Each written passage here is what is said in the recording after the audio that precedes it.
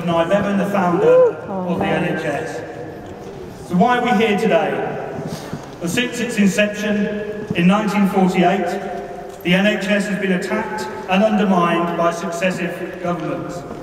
But now it is under threat like never before.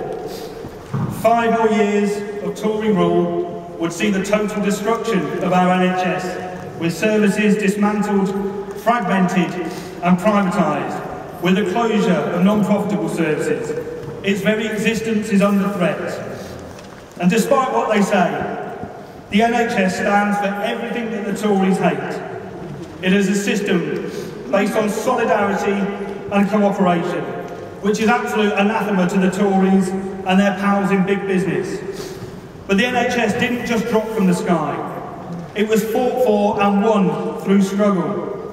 Its establishment represented a real advance for the health of the nation and the working class, who had previously had to rely on a patchwork system of charity and benevolence, where those who couldn't afford healthcare were just left to fend for themselves and rely on handouts.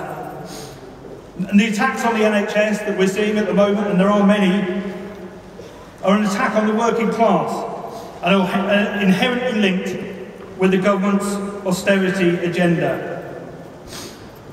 We must fight those battles again and strive for a better future. But we do not underestimate the scale of what we face. In my area, my local hospital, Hinchinbrook Hospital, many of you would have heard of it, franchised to the private sector vultures of Circle, who packed their bags and left less than 3 years into a 10-year franchise deal, following an appalling CQC report, but leaving the public sector to pick up the pieces. The Tory press and our local press and our local MPs came out to bat for NHS privatisation. The Daily Mail, who else, ran a smear article blaming Labour, the trade unions and the left for Circle's failure. If only we were that powerful and that strong. But of course, what they didn't say, it was nothing to do, of course, with the ward closures, nothing to do with the staffing cuts, nothing to do with financial insecurity, the wildly over-optimistic financial projections, and nothing to do with the reality, which was that they realised that they couldn't make a profit. And they and the Tories were beating the drum for an inquiry into the CQC report, claiming it was biased. But we also extended that call, and we asked the inquiry to look into how Circle were awarded the contract. We said it was because they were deeply entrenched in the government. Senior advisors moving between Circle and the offices of Jeremy Hunt and David Cameron. Tory MP Mark Simmons paid £50,000 for 1 day a month with Circle, something he conveniently forgot to mention when he was voting on the Health and Social Care Act. Paul Ruddock, one of the hedge funds that backed Circle, was knighted by the government. And of course, there's always the perennial donations to the Tory party from the hedge funds. And Circle were taken on an official trade trip to China. So we called in for the inquiry to extend into looking into those areas and why Circle were awarded the contract. And when I was interviewed by the BBC over Hinchinbrook, and I mentioned this, that part was cut from the interview. So we're facing a battle, not only the battle that we're facing, but we're also facing a very compliant media, which is hiding the NHS and the issues of the NHS from the television and from the public. But what we do know, and one of the important things that we know, is that when we do organise and when we do fight, we can win.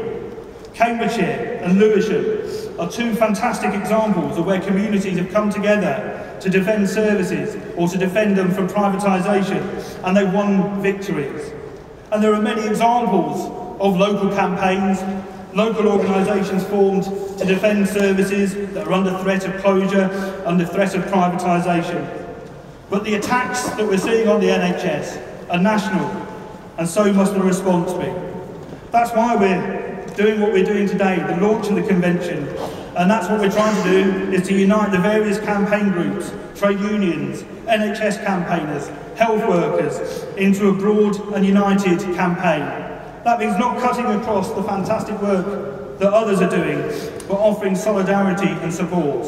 In my area, for example, we had Hands Off Hinchinbrook, Stop the NHS Sell-Off in Cambridgeshire, Cambridge People's Assembly, Labour Party, Green Party, National Health Action Party, pensioners associations, etc., all working together very well. But if they're united in one Cambridgeshire People's Convention, then that strengthens our ability to fight.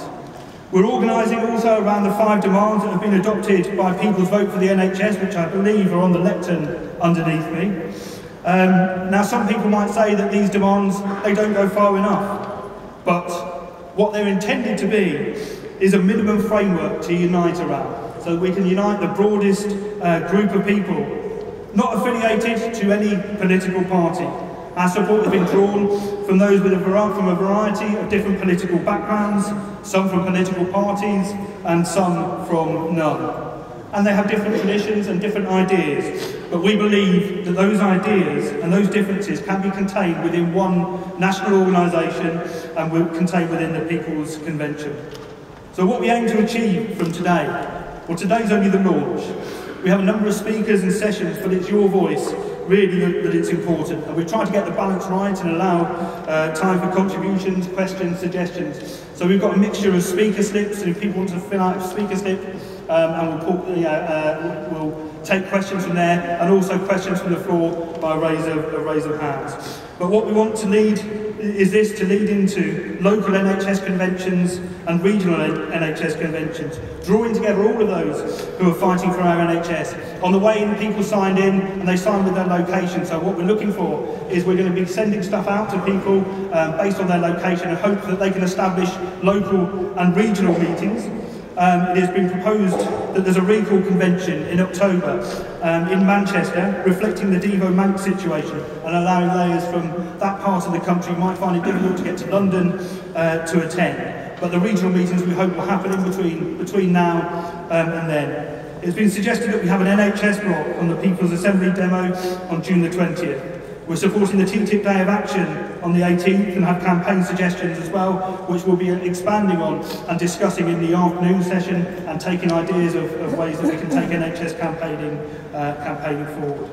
Most of all, we hope that this launch leads to the development of a broad fighting organisation, uniting campaigners and being those folk with a faith to fight who Bevan famously referred to. It's our NHS and we're going to fight to save it. For anybody who's using any social media today, we've got a social media hashtag which we're using, which is hashtag NHS Convention 15. So feel free to tweet away and photographs. We have a film crew here who are making a video documentary of the convention, which will be available. But by all means, use your mobile phones and what have you to publicise what's happening today. I'm going to finish and hand over. I'm going to be chairing the event, and we're going to be handing over to some of our speakers. So the first part, we've got speakers from local campaign groups, and then we're going to lead into a discussion